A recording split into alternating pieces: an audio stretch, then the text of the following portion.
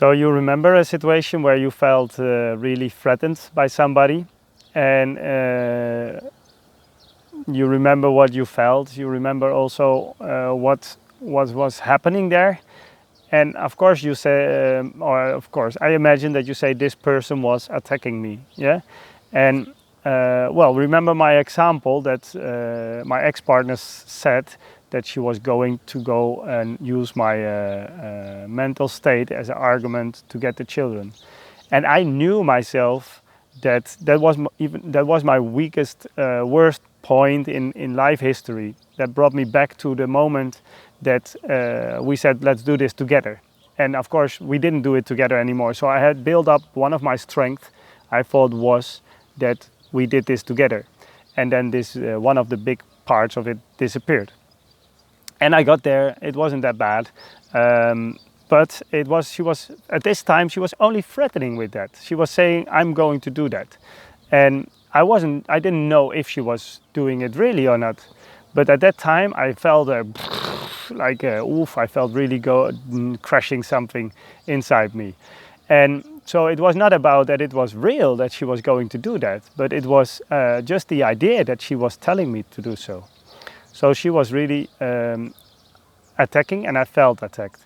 And so remember, what was your situation? And was it real? Was it a threatening situation, or was it really happening?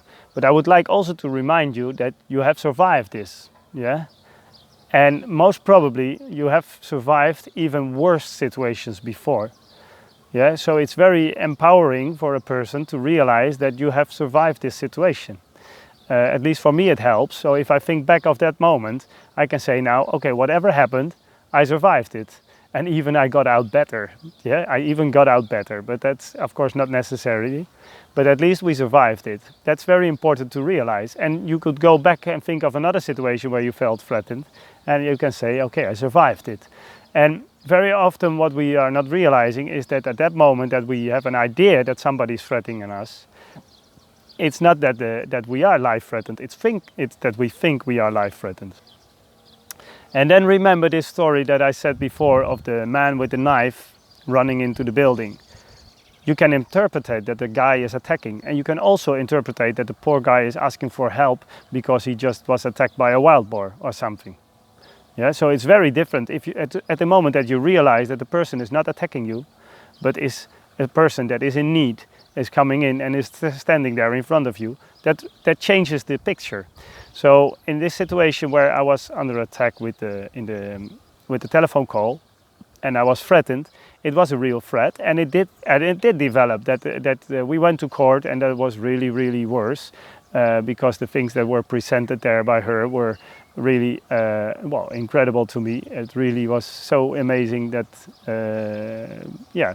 So the whole part of me that was built on her relation with her was all gone at that moment. So that was she didn't only threaten, but it also happened. Fine, but still, of course I'm with the kids anyway.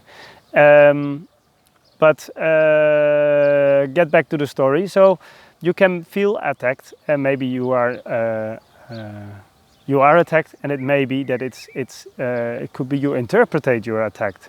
Yeah, and at the moment that you interpret you are attacked, whether it's true or not, you feel attacked.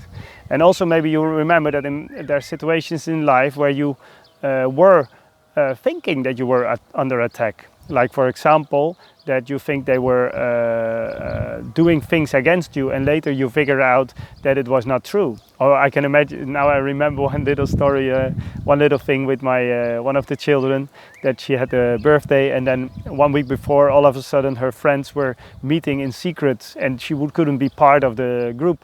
And she felt really bad and left out, and you know. But as soon as she realized that it was because they were preparing a surprise party, the whole thing changed.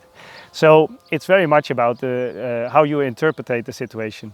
So we are going to get there, that how to interpret the situation, how to be able to be in peace, that you are not afraid to die or to be receiving this what is being thrown at you, how to realize that this what is thrown at you is your interpretation. Because the person who is throwing things at you is most probably the poor one in the situation.